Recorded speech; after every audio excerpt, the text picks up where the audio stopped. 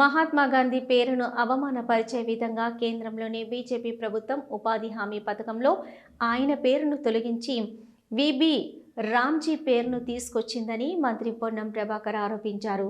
సిద్దిపేట జిల్లా హుస్నాబాద్ గాంధీ చౌక్ వద్ద కాంగ్రెస్ పార్టీ 140వ ఆవిర్భావ దినోత్సవం సందర్భంగా మహాత్మా గాంధీ విగ్రహానికి పూలమాల వేసి నివాళులర్పించారు. ఉపాధి హామీ పథకం నిర్వీర్యం చేస్తూ కేంద్ర ప్రభుత్వం తీసుకొచ్చిన బిల్లుకు వ్యతిరేకంగా నిరసన తెలిపారు. గ్రామీణ ప్రాంతాల్లో ఉన్న ఇబ్బందులు దృష్టిలో పెట్టుకుని సోనియా గాంధీ, మాజీ ప్రధాని మన్మోహన్ సింగ్ నాయకత్వంలో మహాత్మా గాంధీ ఉపాధి హామీ పథకాన్ని తీసుకొచ్చారని మంత్రి తెలిపారు. గ్రామీణ ప్రాంతాల్లో ఆర్థిక సమస్యలతో సతమతమవుతున్న ఉపాధి ఇబ్బందుల దృష్ట్యా ఈ పథకాన్ని తీసుకొచ్చారన్నారు.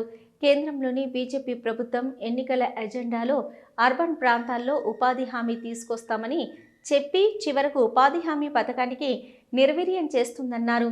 ఇప్పటికే నెహ్రూ, ఇందిరాగాంధీ, మహాత్మా గాంధీల పేర్లు లేకుండా చేయాలని బీజేపీ కేంద్ర ప్రభుత్వం కుట్ర చేస్తుందన్నారు.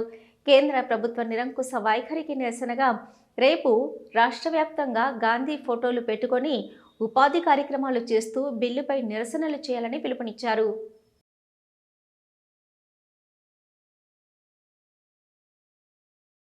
గ్రామీణ ప్రాంతాల్లో ఉన్నటువంటి ఇబ్బందులను దృష్టిలో పెట్టుకొని సోనియా గాంధీ గారి నాయకత్వంలో మన్మోహన్ సింగ్ గారు మహాత్మా గాంధీ ఉపాధి హామీ పథకాన్ని తీసుకొచ్చినారు.